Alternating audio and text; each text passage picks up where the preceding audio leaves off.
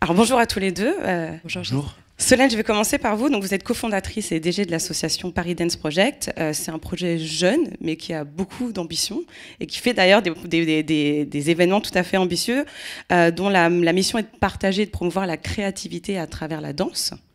Est-ce que vous pouvez donc rapidement nous présenter ce qu'est l'association et notamment, je crois qu'on a un événement qui arrive dans très peu de jours, que vous pouvez nous présenter. Donc Paris Dance Project, c'est un projet qu'on a créé avec Benjamin Millepied il y a maintenant 1 an. C'est un projet qu'on a articulé autour de 3 dimensions qui nous tenaient à cœur, qui sont la jeunesse, la création et la transmission. La jeunesse avec un programme qu'on a intitulé Les Jeunesses en Mouvement, où on invite des artistes à venir proposer des ateliers de pratique artistique dans des écoles. C'est un projet qu'on mène sur les territoires en partenariat avec des écoles, des établissements. Aujourd'hui, on a près d'une centaine de bénéficiaires, 4 établissements partenaires, 6 classes. On va lancer une dizaine de classes à la rentrée prochaine. Voilà, c'est un projet qu'on mène aussi en partenariat avec des entreprises, mais aussi des collectivités locales. Voilà, donc il y a un vrai ancrage territorial. Et puis la création, alors je vais pas exposer tout ce qu'on fait, mais je vais vous parler du 8 juin. Le 8 juin, on a un grand événement qui s'appelle La Ville Dansée. La Ville Dansée, c'est une commande à 10 grands chorégraphes internationaux qui vont venir danser dans l'espace public. Ça va commencer à 11h à la ville de Grigny. Et chaque heure, il y aura une nouvelle chorégraphie. Donc 11h Grigny, midi Hangar Y, 13h Fontaine du Palais de Tokyo, 14h Jardin des Grands Explorateurs, 15h Présence Africaine, la librairie Présence Africaine, etc. jusqu'à 18h Philharmonie de Paris et 21h à la patinoire de Saint-Ouen. Et ça se terminera par une grande fête sur la place Jean Jaurès à la patinoire de Saint-Ouen. C'est un projet avec l'idée de s'adresser à tous, de sortir aussi des salles et de pouvoir proposer un spectacle multiple avec la ville comme décor. C'est un projet qui rassemble aussi des acteurs très différents, qui sont à la fois publics et privés et qui bénéficient d'un dispositif inédit de diffusion, puisque tout sera diffusé sur le web de France TV, mais aussi sur le site de la Philharmonie Live et de Paris Dance Project. Un gros événement à suivre dans quelques jours. Simon, on connaît un peu plus Combini, en tout cas on sait son identité culturelle qui vient de ses origines. Est-ce que vous pouvez nous dire quel est le rôle que se donne Combini justement, ce rôle par rapport à la culture ? Oui, bien sûr. Je me rends compte qu'on connaît très bien Combini en discutant un petit peu avec les nouvelles générations, les nouveaux arrivants chez Combini, et même de manière générale, que la jeunesse du média n'est pas très connue. Et ça répond un petit peu à la question de l'engagement culturel. Combini, c'est né en 2008, c'est-à-dire il y a 15 ans. C'est un média digital, donc en fait digital native, un nouveau média comme on le dit habituellement, mais qui est finalement assez vieux par rapport à d'autres nouveaux médias. Et c'est un média qui se crée en 2008 au moment où en fait l'iPhone apparaît, et surtout il y a des plateformes qui permettent à des artistes qui ne sont pas forcément visibles dans les médias traditionnels ou pas signés en major en fait d'apparaître, qui est MySpace.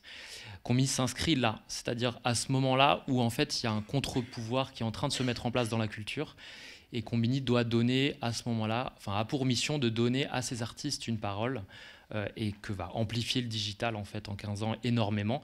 Mais la mission première du média, c'est celle-ci, c'est de donner une parole à des artistes qui ne sont pas forcément identifiés via les canaux traditionnels. Aujourd'hui, ça prend 3 formes. Évidemment, un engagement éditorial de tous les jours. Sur 3 milliards de vues par an, c'est 70% qui sont dédiés à la culture, ce qui est énorme, via une politique de partenariat en second, de plus de 150 partenariats à l'année, avec des festivals, avec des manifestations culturelles, avec des distributeurs de cinéma, qui sont faits tout au long de l'année, et un 3e temps d'engagement culturel qui est lui plus événementiel, où Combini aujourd'hui, depuis 3-4 ans, devient un média qui produit ses propres événements, la fête de la musique, on en a parlé, mais aussi des événements sur le cinéma avec des cycles d'avant-première, et aussi des événements sur les documentaires. Donc en fait, on n'a jamais créé un festival en tant que tel, mais on est au plus près de toutes ces institutions et manifestations culturelles pour pouvoir donner la parole aux artistes et amplifier leur notoriété. Alors, vous êtes 2 acteurs tout à fait différents, mais ce qui est intéressant dans vos 2 approches, c'est que l'un comme l'autre, vous avez d'une certaine manière tenté de réinventer le rapport à vos publics ou à vos audiences. Dans le cadre du Paris Dance Project, c'est de créer des nouveaux lieux, des nouveaux moments de rencontre avec les publics de manière assez différente de ce que peuvent faire les institutions culturelles installées, pour pas dire classiques. Et Simon, avec Combini, il y a quand même cette notion par rapport à la diffusion médiatique classique. L'idée est d'aller trouver des nouvelles manières d'aller toucher des audiences. différemment de ce que pouvaient faire les différents médias culturels jusqu'ici. Pardon. Exactement.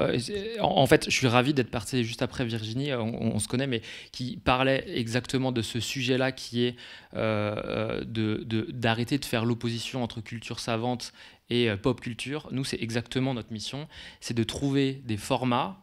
Et le Fast and Curious, en fait, le format iconique de Combini, était une réponse à des junkets cinématographiques dont le timing était très serré pour pouvoir trouver des façons créatives de faire parler les artistes au lieu de reposer à chaque fois les mêmes questions.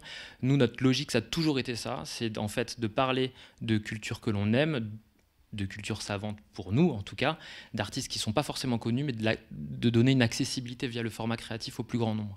Donc c'est vraiment cette opposition qu'on a envie de déconstruire toujours depuis 15 ans. Et de notre côté, c'est vrai qu'on a souhaité aussi renouveler la manière dont on pense notre accès au public, mais on l'a fait aussi en partenariat avec des institutions culturelles. C'est ça qui est intéressant. Par exemple, La Ville dansée, c'est un projet qui est coproduit avec la Philharmonie de Paris.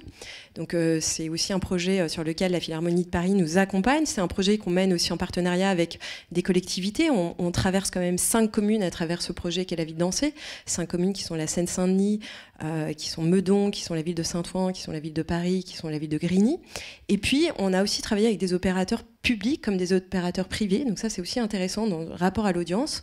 Je pense par exemple au Stade de France, qui est un opérateur privé qui s'est mis en 4, qui nous a vraiment accompagnés aussi dans la manière dont on a fait un film qui sera diffusé le 8 juin à l'occasion de la Vie dansée, qui est une des étapes de La Vie dansée.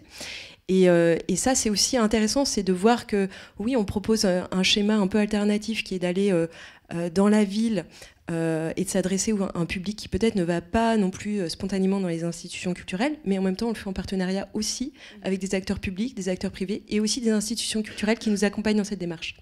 C'est hyper important ce que vous dites, parce qu'effectivement, on ne crée pas des choses en dehors de tout à fait de l'écosystème existant.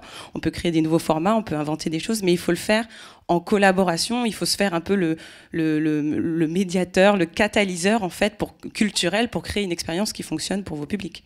Et puis aussi, on a aussi des partenaires privés, j'en ai pas parlé, mais c'est vrai que c'est ça aussi qui est intéressant, c'est qu'il y a à la fois la dimension publique, sociale aussi qui peut être forte, parce qu'on a un vrai projet, un vrai projet d'intérêt général aussi à travers ce qu'on fait dans Paris Dance Project, mais on a aussi des partenaires, des mécènes, je pense au Crédit Mutuel, je pense à Chanel, je pense à différents acteurs comme ça qui nous accompagnent aussi dans cette démarche, aussi bien que des partenaires publics, et ça c'est aussi important dans la manière dont on s'adresse aux audiences, je pense d'avoir ce spectre à 360, il est hyper important. Nous, c'est exactement pareil. Fédérer les partenaires, c'est notre mission aussi première. Évidemment, on fédère les publics, on fédère l'audience autour du média, mais dans toutes les actions qu'on fait culturelles, il y a toujours une idée de fédération à la fois de l'institution ou de la manifestation avec laquelle on travaille, à la fois de potentielles marques qui veulent nous accompagner, et évidemment avec les artistes. On parlait de la collaboration avec les artistes, Benoît de Fichaille dont on parlait tout à l'heure, c'est exactement pareil. Nous, on pense aux artistes avant à chaque fois qu'on réfléchit à une activation culturelle. Pour vous donner un exemple, on a collaboré avec le Louvre il y a 2 ans, qui ouvrait son studio, le studio du Louvre, qui était un espace qui était pour l'initiation aux arts picturaux, à la photographie, principalement pour les jeunes publics ou aux personnes qui n'étaient pas forcément habituées de venir au musée. On a proposé à une artiste photographe qui n'avait jamais été exposée de venir parler de son art et de son expérience dans ce développement-là avec un public qu'on a recruté par Combini, en fait. Et cette discussion a donné lieu à lui-même un concours photographique derrière, photos qu'on a pu diffuser sur nos réseaux. Donc on a pensé à la fois à l'artiste, on a pensé à la fois à l'institution culturelle qui avait des envies particulières et évidemment à l'audience qui elle-même a pu prendre part à la création de contenu. C'est toujours cette fédération à la fois des partenaires et de l'audience qu'on essaye de réfléchir sur toutes les dimensions de partenariat qu'on met en place sur tous les univers culturels. Alors, l'un comme l'autre, ce que vous proposez au public et aux audiences, ce sont des événements ou des contenus gratuits. Ce qui vous impose, comme l'autre, effectivement, d'aller fédérer et d'aller engager, enfin inciter effectivement vos partenaires à vous soutenir. Est-ce que c'est un challenge? Est-ce que c'est difficile, au sens où est-ce que vous arrivez quand même à trouver assez facilement des personnes pour vous soutenir, ou est-ce que c'est encore quelque chose qui est difficile à aller solliciter? De notre côté, c'est un projet qui émane de la société civile, enfin de 2 personnes. Donc effectivement, oui, il y a un challenge d'aller créer la structure, de s'entourer, d'aller lever des fonds, de pouvoir défendre aussi un projet culturel qui pour nous est important et fort et qu'on a envie de partager au plus grand nombre. Après, ce qui est incroyable, c'est que voilà, on a eu à la fois et des partenaires publics et des partenaires privés qui nous ont soutenus dans cette aventure. Et puis, je crois aussi la particularité, je leur dis, mais sur la ville d'Ancé, c'est nous, on s'est positionné à un endroit qui est un peu interstitiel, c'est-à-dire on a une pluralité d'acteurs et donc on essaye de faire cette traversée du sud vers le nord dans Paris, de la région Île-de-France, mais entouré d'une pluralité d'acteurs qui sont à la fois des mécènes, des partenaires, des organisations, des collectivités locales. Et c'est ça aussi l'intérêt. Mais effectivement, ça demande aussi de fédérer un ensemble d'acteurs qui sont multiples, qui n'ont pas forcément aussi l'usage de travailler ensemble. Et c'est ça aussi qui est passionnant dans ce projet. Simon, un mot pour finir. De notre côté, bien sûr, c'est compliqué. Avoir 15 ans en étant un média complètement gratuit sur le digital, c'est pas des choses qui sont évidentes. Simplement, on a beaucoup la confiance des partenaires. Mais ce qui nous drive, en fait, avant tout chez Combini, c'est le collectif. On est 170 aujourd'hui, principalement des jeunes talents, des gens qui ont des projets artistiques à côté de leurs projets professionnels. C'est comme ça qu'on recrute aussi beaucoup. Donc c'est ce qui nous drive principalement et ce qui nous fait tenir. Et la confiance évidemment des acteurs avec lesquels on travaille et la passion première à la fois de nos fondateurs et passion qu'on a transmise de génération en génération.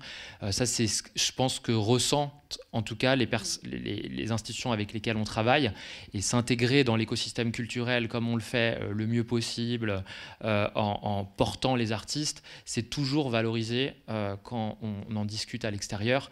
Le but n'est pas uniquement d'informer, mais aussi de faire découvrir, de rapporter de l'entertainment sur un socle commun qu'est la pop culture. Vous êtes passeurs de culture, l'un comme l'autre au final. Merci beaucoup à tous les deux. Merci à vous.